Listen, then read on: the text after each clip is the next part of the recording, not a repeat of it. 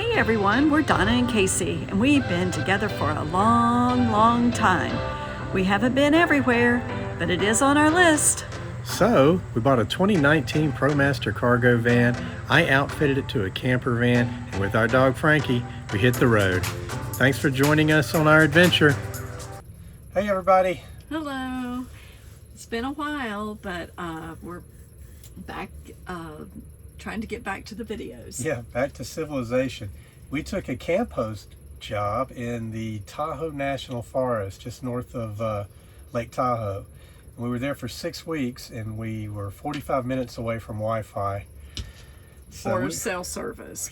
We could drive a mile down the road and then a mile up a dirt mountain road, and we could get a couple of bars, but it was only to make phone calls. So I guess it was LTE or whatever. It was very basic. That was only in an emergency. Yeah, it was pretty funny. You drive all that way up that forest road, and there was a sign nailed to a tree that said public telephone, and that's where you could get out and you could get 1 bar for your cell phone if you needed to make an emergency call. But it was fun being remote and stationary. Yeah. And we would come into town once a week and buy groceries and do laundry, things like that, but it was not really enough time to. We would get that hot shower when we came to town because we were taking cold showers at the campground. But we were at an amazing campground. It was on Jackson Meadow Reservoir. It's a big lake there in the Tahoe National Forest. Unbelievably gorgeous, and we were very fortunate to get to be there for the short time that we were. We were supposed to be there longer, but because they ran out of water, they ended up closing most of the campgrounds around there. Yeah, 5 out of the 6 campgrounds, I believe, they closed. Yeah. Well, so that's where we've been. Sorry it's been so long since our last video, but we'll try and keep them coming. We love you guys. Yeah. Bye-bye. Hey everybody, here we are, June 10th. We're looking out at Tillamook Bay. Getting ready. In a little bit, we're going to go and take a tour of the Tillamook Dairy. I think it's Tillamook. Tillamook Dairy. Yeah, we're in Tillamook, Oregon. I kept pronouncing it wrong. And then I think I finally got it right, Tillamook. And this is the Tillamook Bay we're looking out over. And it's really beautiful here. It's hard to tell where the bay ends and the sky begins. Yeah, beautiful area. Well, now we're in the Cape Meares State Park, and this is the Cape Meares Lighthouse. It's the shortest lighthouse on the Oregon coast. It's only 38 feet tall, I think, but it sits 217 feet above the Pacific coastline, and the ships can see its lights from 21 miles away. There's so much beauty here and so many interesting things to see at Cape Meares. This is Pillar Rock out there in the distance. The common murre is a bird that nests on top of Pillar Rock. 10,000 eggs are laid each year. Each bird lays 1 egg. The mother and father both take care of the eggs, and then at 3 weeks old, the jumplings leap down into the water where their fathers take care of them until they're old enough to fish for themselves. And don't forget about the seals and the sea lions. And how do you tell them apart? The sea lions have ear flaps. The seals just have ear holes. Well, we just finished our tour of the Tillamook factory. We really like their cheese, but their ice cream, that's our favorite ice cream. Yeah, the Tillamook brand is our favorite ice cream. That's delicious. The tour was really fascinating. It's really automated. A lot of you see it from the beginning to end, the whole process of how they make the cheese. And even though it's automated, they still hire a lot of employees. And it's a co-op. It's been there since the beginning of the town. Like the cows you see driving down the road near the factory are the cows that they get their milk from. Yeah. And there's another little cheese factory, a little farm right down the road. What's it called, Donna? Blue Heron. And it's a harvest host. So we've stayed there several times. Yeah. If you've been watching our videos for a while, then this place might look familiar to you. It's our favorite rest stop in the whole country.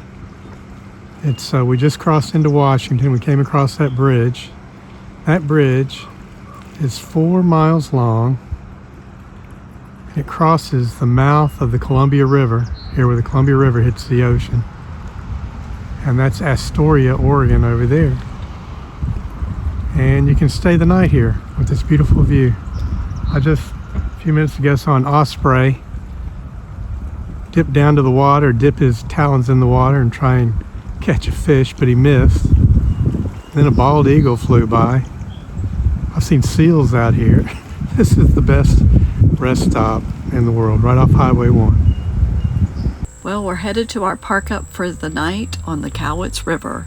We have left Oregon and we're just inside the Washington border. We stopped here to get this video of Mount Rainier and then Mount St. Helen. We're going to spend a few days camping here at a fish hatchery. We're in Washington State now, heading up to Seattle to visit our daughter and grandkids up there. And we've been here before. This is a beautiful area with a very swift moving river. Cowlitz fish hatchery. Check it out. Cowlitz River. And free camping here for 3 days if you want. A bald eagle just flew by. It's the second one we've seen since we sat down, just right over the river. And this one was carrying a snake in its talons. So I'm going to try and keep the camera close to hand in case I see another bald eagle coming by.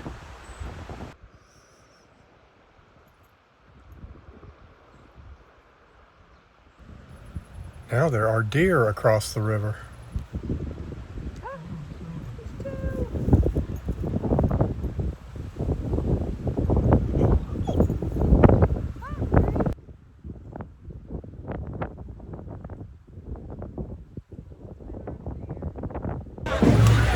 Hello from Seattle, Washington. This is a crazy place to be in the summer.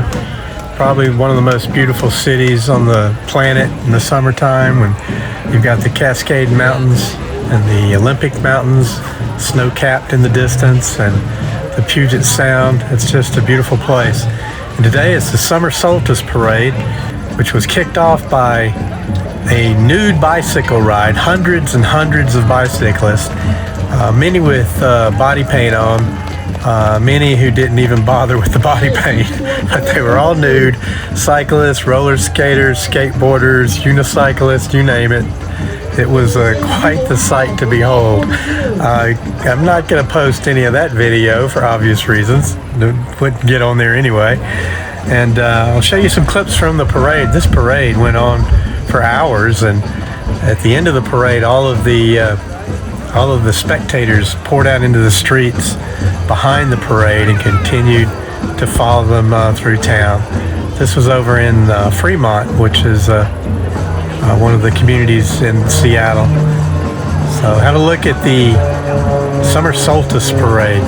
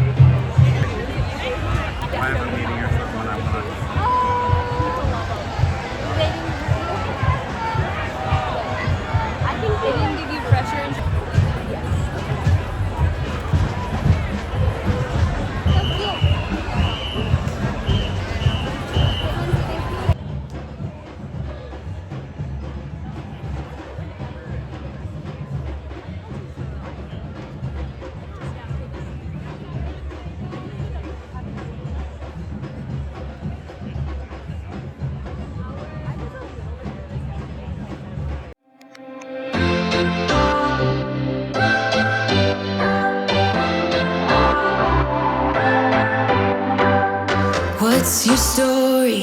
What's your sign? It's like we're twin flames in a different life.